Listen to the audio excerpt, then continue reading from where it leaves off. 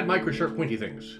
Today we're going to look at some Bronze Age weapons. I've got some arrowheads and an original sword and a reproduction piece and a sort of a related piece. Bronze was one of the first metals. Started with copper and then arsenical bronze, arsenic to harden it. And arsenic is toxic. Shortly they figured out that tin was a better choice, and that became the standard. I recently saw a paper, though, where they kept using the arsenical bronze, because it was softer, for riveting and other fastening. So that's how little bronze was produced in the Bronze Age. The thousands of pounds of older stuff got reused for hundreds of years rather than being thrown out or recast. So we're bring the camera in and we'll look at these arrowheads to start with. We got 2 Greek and 1 Parthian arrowhead. The Parthian arrowhead has a sprue here because they would cast these by the thousands. They'd make a large mold with forms and just cast lots of them. There's also a pinhole there, and I think one of the Greek ones does as well. No, okay. You'll see people calling these poison holes. It's just a casting flaw. There's no particular significance to it. These are really tiny. They went on very small arrow shafts. A lot of these were not very heavy duty bows and arrows, but they fired lots of them. Bronze does have the advantage over iron for this, that you could cast these, whereas early iron was, they didn't really cast it, they had to forge them.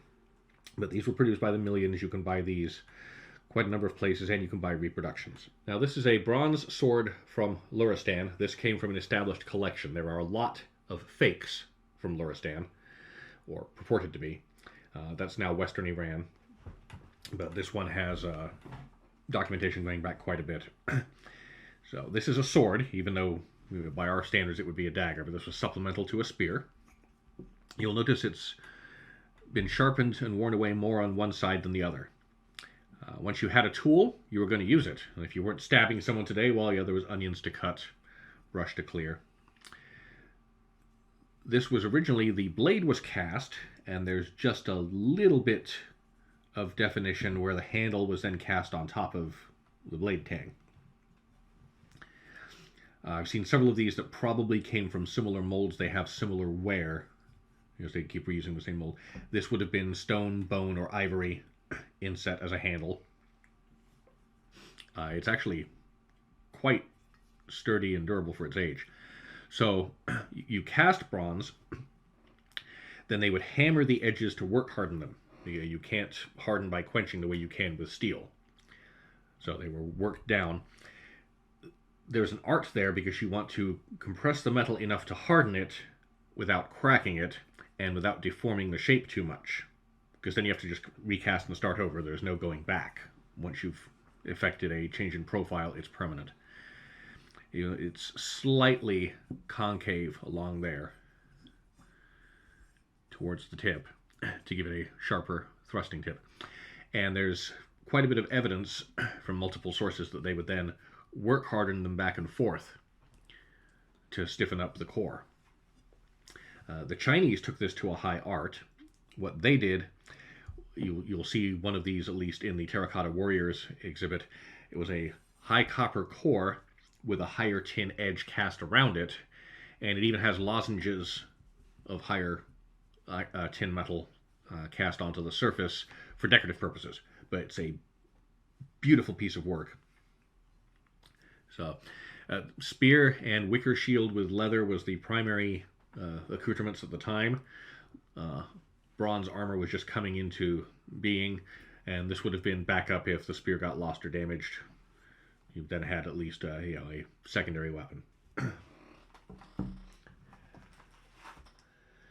Now this is a modern reproduction of the sword from the tripod hearth in Mycenae. This is by a smith in Norway, Ørjan Engadal. I hope I'm pronouncing that correctly. It is a gorgeous reproduction. This is amazing. It's got the scabbard, wood core, leather pressed over, form to shape it. The scabbard is from a slightly different find because we don't find complete pieces like this, but it's appropriate for it.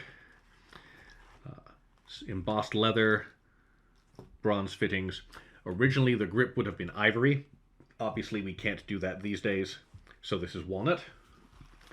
And this is horsehair and bone. There is actually one small casting flaw here on the finial here. You'll see there. And of course, a lot of the originals had casting flaws. There is nothing wrong with this. This does not bother me in a reproduction. It actually adds authenticity. It's decorated with horsehair and bone. And overall, a beautiful piece.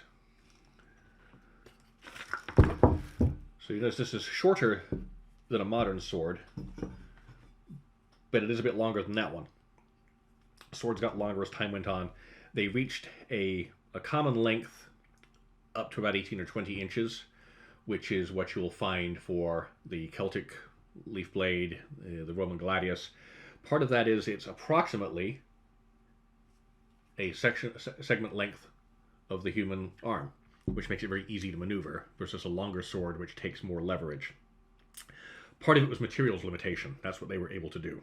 So this was cast. It's got a hammered edge. It's been work hardened.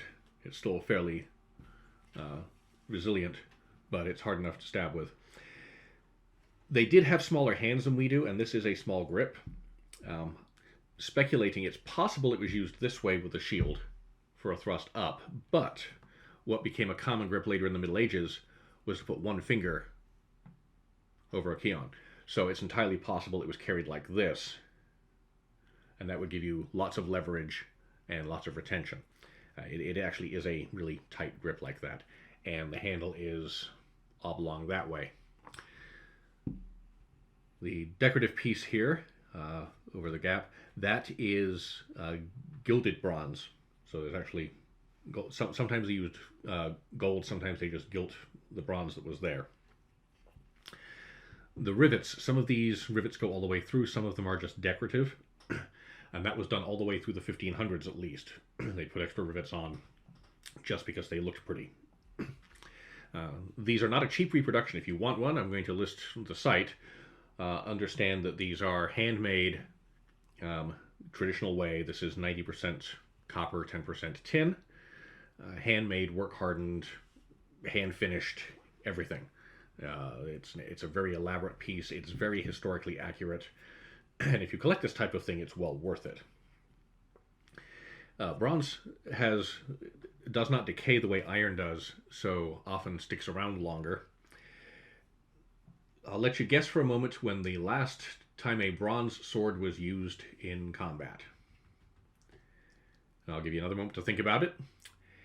In 1801, there was an uprising in Ireland, and the Brits took a bronze sword away from an Irish rebel. We don't know if it had been kicking around inside their huts for 2,000 years, almost 3,000 years, or if they dug it up out of a bog at some point. But documentably, a bronze sword was used in combat in the 1800s. Iron has the advantage of being more available. Bronze requires that you get copper and an alloying element, tin, which came from limited locations. And that was part of what caused the Bronze Age collapse, was they ran out of tin in several places.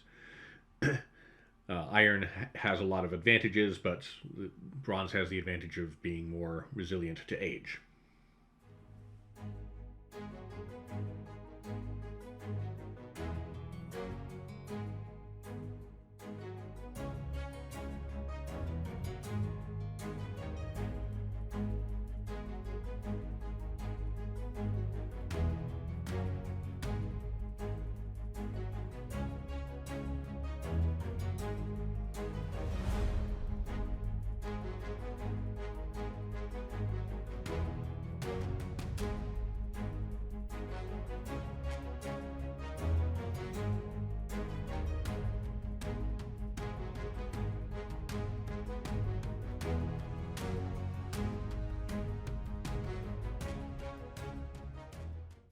Now this looks like a spear, but it is not particularly sharp.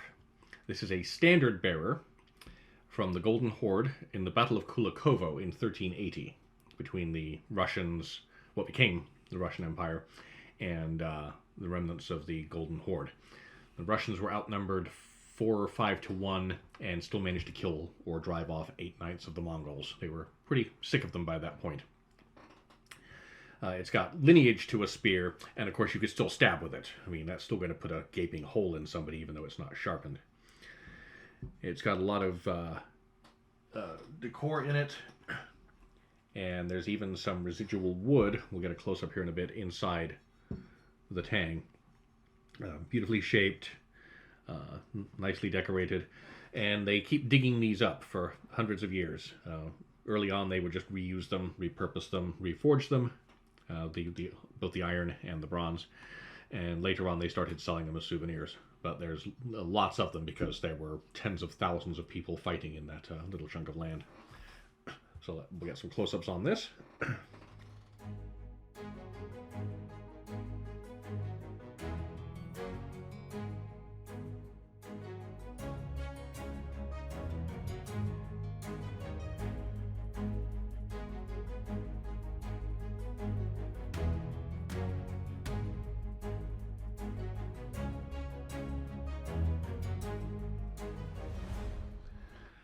So, as far as the Battle of Kulikovo, we're not exactly sure where it is because stuff is littered all over the place. Apparently at some point, someone was bribed to state that their hometown was the location, and that was the official location until they realized it probably wasn't. And there's somewhere that's more likely, but there's entire counties that are, because the battle ranged, the people engaged ranged all over. Stuff got dropped everywhere. There's a huge swath of abandoned pieces. So bronze, predates iron, postdates copper, but it's our earliest serious industry. You find these all over the world, different styles, different forms. They were learning how metal worked, what they could do with it, and the entire Mediterranean culture was based on bronze until they started having issues and collapsed, and bronze kept being used, but eventually steel took over. So you know the drill below, like, subscribe, all that kind of stuff, so we can do more of these videos. The website is Sharp Pointy Things. It's largely custom stuff and vintage stuff. It varies from time to time, but these videos are meant to be informative. Thank you very much.